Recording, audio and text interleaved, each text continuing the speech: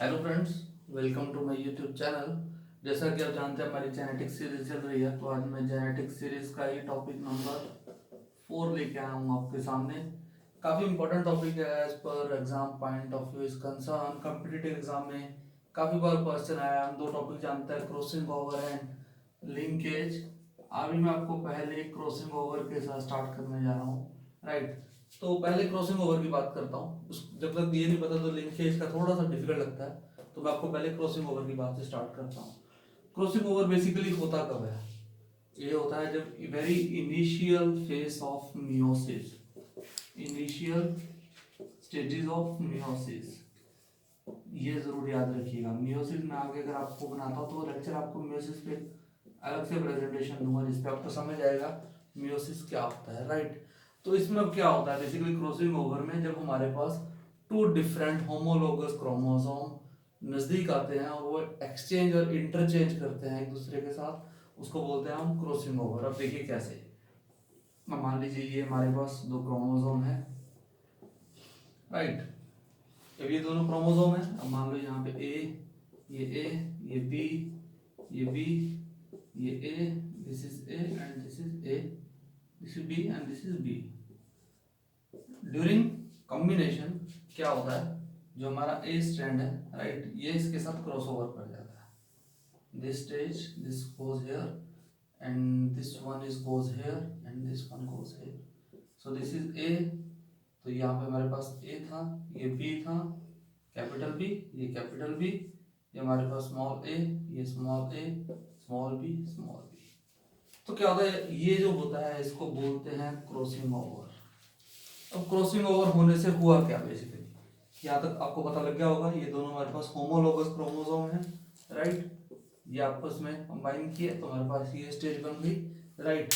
अब जो मैं इसको बताता हूँ, देखिए आफ्टर क्रॉसिंग ओवर क्या बनेगा, राइट। अब ये दोनों चेंज हुए यहाँ से। अब ये जो ए वाली लेग थी, ए पे ये क्रॉस ओवर हुआ बी के साथ, तो यहाँ पे स्मॉल बी आ जाएगा, राइट। और इधर क्या है हमारे पास, capital B, capital B, right. इधर हमारे पास क्या आएगा, ये वाला था, ये हमारे पास स्मॉल ए, स्मॉल ए। अब ये बी एक्सचेंज हो जाएगा ए के साथ, तो इधर क्या आएगा बी और इधर कैपिटल ए। आपने देखा ये दोनों चेंज हो गए। सो बेसिकली ये बहुत इंपॉर्टेंट फिनोमिना है जिसको बोलते हैं हम क्रॉसिंग ओवर। अब क्रॉसिंग ओवर से देखो ये दोनों, ये यहाँ से ब्रेक होकर इससे अटैच हो गया, ये इसके साथ अटैच हो गया, दोनों की लोकेशन शिफ्ट हो गई, इसको बोलते हैं हम क्रॉसिंग ओवर। अब देखो क्रॉसिंग ओवर क्यों इंपॉर्टेंट है, ठीक है। सबसे बड़ी बात है, चलो क्रॉसिंग ओवर हो गया।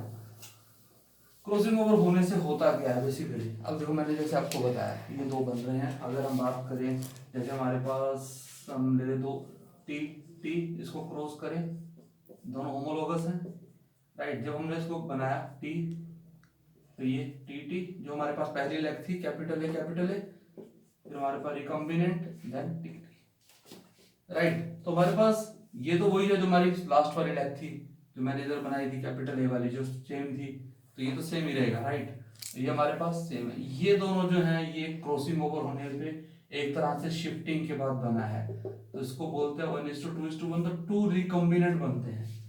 तो मतलब जितना ज्यादा क्रॉसिंग ओवर होगा उतने ही न्यू रिकॉम्बिनेंट्स बनेंगे, right. It is very important, तो इसका ध्यान रखिएगा, ठीक है। सो यहाँ तक हमारा क्लियर हो गया हमारे पास। तब मैं बात करता हूँ टाइप ऑफ क्रॉसिंग ओवर की। How many type of crossing over is there. देखिए बेसिकली क्रॉसिंग ओवर क्या हुआ, जहाँ पे दो है फिलामेंट्स जो हैं वो एक्सचेंज हुए, राइट, उसको बोला क्रॉसिंग ओवर। अब ये देखो जितनी जगह से होगा उतने जगह पे इसको क्रॉसिंग ओवर बोल सकते हैं, तो ज्यादा इसमें कुछ नहीं है। इसको बोलते हैं हम single crossing over if crossing over is at single point, right. If crossing over is at 2 point, it is double crossing over. If it is crossing over at more than 2 point, it is known as multiple crossing over. सब बहुत rare event है, usually नहीं होता, right. Clear, okay. तो ये basically मैंने आपको एक ओवरव्यू दिया आपको क्रॉसिंग ओवर के लिए, राइट। अब इसके बात करता हूँ मैं लिंकेज की, right. Linkage is little bit more important topic, linkage. Linkage आप समझते हैं जब साथ में लिंक होता है, राइट। तो लिंकेज का काफी इंपॉर्टेंट कंसेप्ट है और काफी बार इस पे क्वेश्चन आता है। अब लिंकेज क्या होता है, जब एक जीन और एलील, पेयर ऑफ एलील जब टुगेदर एक साथ फ्रॉम पेरेंट्स टू जनरेशन चले जाएं, to next generation together, right, तो उसको बोलते हैं हम लिंकेज। देखिए बेसिकली क्या होता है, जब हम इसको क्रॉस करते हैं आर आर को, या आप इसको क्रॉस करिए तो क्या बनेगा आर आर, एक इससे एक इससे, राइट। तो ये बना हमारे पास रिकम्बिनेंट जो हम एक्सपेक्ट करते हैं F1 में है, राइट। अब क्या अगर मान लीजिए नेक्स्ट जनरेशन में अगर ये नहीं जाती, ये साथ ही चला जाए, तो ये नहीं बनेगा। तो क्या होगा, अगर ये मान लो ये जीन दोनों अलग अलग होंगे तभी ये आपको, जब तक क्रॉसिंग ओवर नहीं होगी एक्सचेंज नहीं होंगे। अगर ये एक्सचेंज नहीं हुए तो ये पॉसिबल है साथ में जा सकते हैं। अब वो कैसे जाएंगे वो मैं आपको बताता हूँ। लिंकेज ओवर में 2-3 फैक्टर हैं जो काफी रोल प्ले करते हैं, जिसमें से फर्स्ट है डिस्टेंस ऑफ जीन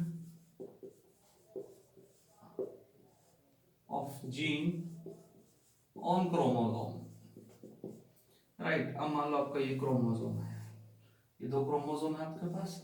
मान लो यहाँ पे आपका ए है, ये आपके पास बीबी है, यहाँ पे ए ये बीबी, राइट। अब सेम अगर मैं क्रॉसिंग ओवर की बात करूँ, जो लास्ट टाइम हुआ था, क्रॉसिंग ओवर होगा मियोसिस में। तो जब क्रॉसिंग ओवर की बात आई, राइट, मान लो ये हमारे पास इधर से क्रॉसिंग ओवर की बात जब आई, तो ये ए यहाँ पे है, ये बीबी यहाँ पे है, ये स्मॉल है यहाँ पे, और ये बीबी। तो यहाँ पे जब मियोसिस हुआ तो कुछ एक्सचेंज के लिए बना, मिला ही नहीं इनको कुछ आपस में। तो ये जो नया मेरे पास रिकमेंड कॉम्बिनेंट बनना था यहाँ से मिक्स होके, वो नहीं बना।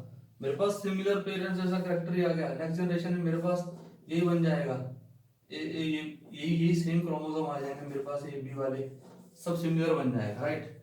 तो मेरे पास पेरेंटल जो है वो ज्यादा कॉम्बिनेंट्स बनेंगे as compare to new formation. तो डिस्टेंस ऑफ जीन से मेरे पास न्यू कॉम्बिनेशंस नहीं बन रहे हैं। अगर वो क्लोज हैं तो वो नेक्स्ट जनरेशन में क्रॉसिंग ओवर के थ्रू एक्सचेंज नहीं हो रहे, तो क्या होगा, वो सिमिलर बनेंगे। तो इसका क्या मतलब है, मैं आपको समझाता हूँ थोड़ा सा। Linkage is inversely proportional to crossing over. देख लिया आपने, अगर क्रॉसिंग ओवर ज्यादा होती है तो लिंकेज कम होगी, अगर लिंकेज ज्यादा होती है तो मतलब वो क्रॉसिंग ओवर कम हुआ है। काफी इंपॉर्टेंट है, कई बार क्वेश्चन आया लिंकेज और क्रॉसिंग ओवर में, राइट। अब जब लिंकेज ज्यादा है तो मैंने बताया क्या होगा, लिंकेज इतना ज्यादा होगा उतना ही ज्यादा वो अपना पेरेंटल कैरेक्टर ज्यादा होंगे उसके पास, बिकॉज उसमें रिकॉम्बिनेंट्स नहीं हुआ। जो फिलामेंट एक्सचेंज होकर डिफरेंस आना था वो नहीं आया, वो सिमिलर पेरेंट्स के कैरेक्टर आए, तो वो मोर हैविंग पेरेंटल कैरेक्टर्स, राइट। अब उसके बाद एक के बाद आपको और बताता हूँ लिंकेज के, इससे क्रॉसिंग ओवर से। लिंकेज का ये हो गया आपके पास, डिस्टेंस से हो गया, क्रॉसिंग ओवर से हो गया, राइट। अब लिंकेज जो है जितना ज्यादा होगा उतना ही कम रिकॉम्बिनेंट बनेंगे, राइट। रिकॉम्बिनेंट मैंने आपको बताया था जो हमारे पास हाइब्रिड बने थे एक तरह के, मान लीजिए आप। जितनी ज्यादा लिंकेज होगी, जितने वो साथ में टुगेदर मूव करेंगे, उतना ही कम हमारे पास रिकॉम्बिनेंट्स बनेंगे। रिकॉम्बिनेंट्स कम बनेंगे तो वेरिएशन कम आएगा, राइट, बिकॉज वो चेंज नहीं हुए। तो इसको हम लिंकेज को कहाँ यूज करते हैं, इफ वी वांट कि जो ट्रेड पेरेंट्स में है वो ही अगले नेक्स्ट जनरेशन में अगर फॉलो अप करवाना चाहते हैं हम, तो हम linkage is very good for that, because आपके पेरेंटल कैरेक्टर ही आपस में, मान लो कोई आप, मैं आपको एग्जांपल से समझाता हूँ। अगर आपके पास ये कोई आपके पास डीएनए है जिसके पास मान लो क्रोमोसोम आपके पास, जिसके ऊपर ए कैरेक्टर आपको चाहिए, राइट। तो आप जब यहाँ पे इसको नेक्स्ट क्रॉस भी करेंगे, ये आपके पास बीबी, ये ए स्मॉल ए स्मॉल बी स्मॉल बी। जब आपको यही कैरेक्टर चाहिए तो आप कितना भी क्रॉस करते जाओ, ये सिमिलर कैरेक्टर है, बिकॉज इसमें क्रॉसिंग ओवर के पास कुछ एक्सचेंज नहीं होगा। तो आपके पास यही कैरेक्टर नेक्स्ट जनरेशन में आता रहेगा, तो आप सिंगल ट्रेड को मल्टीपल जनरेशन तक सेव कर सकते हैं, राइट। यहाँ तक क्लियर हो गया अपने को। तो नेक्स्ट स्टार्ट करता हूँ type of linkage. Right, basically two type की होती है, one is complete and second is incomplete. What is complete linkage?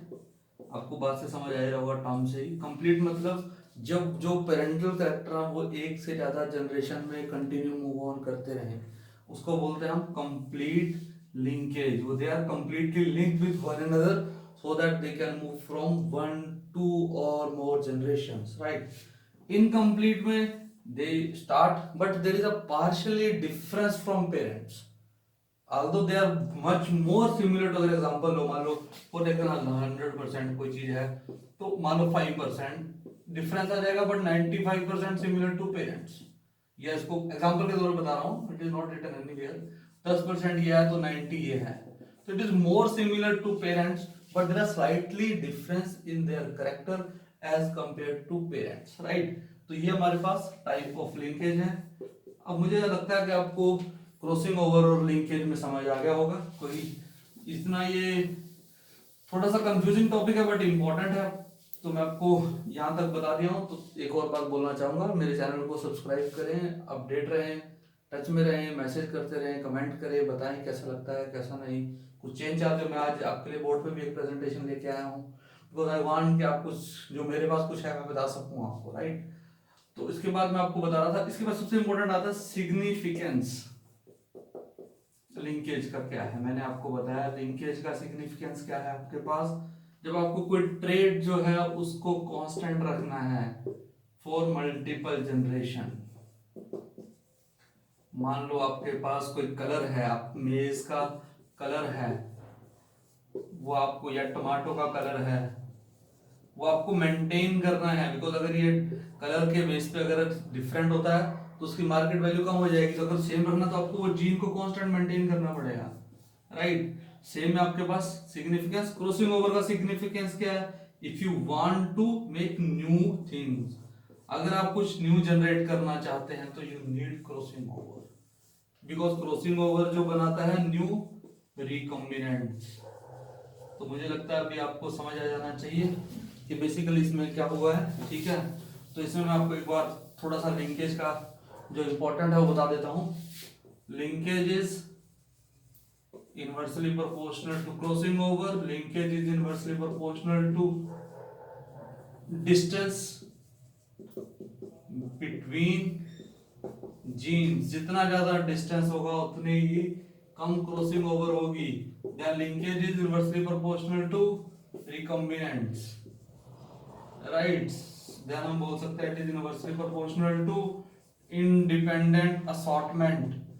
मैंने आपको लास्ट लेक्चर में बताया था, जिन्होंने नहीं देखा वो प्लीज लेक्चर देख ले। मेंडल्स लॉ में मैंने बताया था इंडिपेंडेंट असॉर्टमेंट में क्या होता है, सब इंडिपेंडेंटली मूव करते हैं। अगर इंडिपेंडेंटली मूव करेंगे तो लिंकेज नहीं हो सकती, बिकॉज उनको टुगेदर मूव करना है इन केस ऑफ लिंकेज। तो इंडिपेंडेंट जो है असॉर्टमेंट और जितना कम हुआ उतना ही ज्यादा लिंकेज होगा। होप आपको मेरा लेक्चर यहाँ तक अच्छा लगा होगा, समझ आया होगा। अगर आपका कोई डाउट है, कोई आपको चीज समझ नहीं आई तो प्लीज कमेंट करिए और इम्प्रूवमेंट के लिए बताइए, राइट? और मेरे चैनल को प्लीज सब्सक्राइब करिए और शेयर करिए अपने फ्रेंड सर्कल में, ताकि ज़्यादा से ज़्यादा लोग अब मेरी नॉलेज को या मेरे लेक्चरर्स को समझ सकें और अपने एग्जाम वगैरह के अंदर कॉम्पिटिटिव एग्जाम को क्लियर कर सकें। Thank you.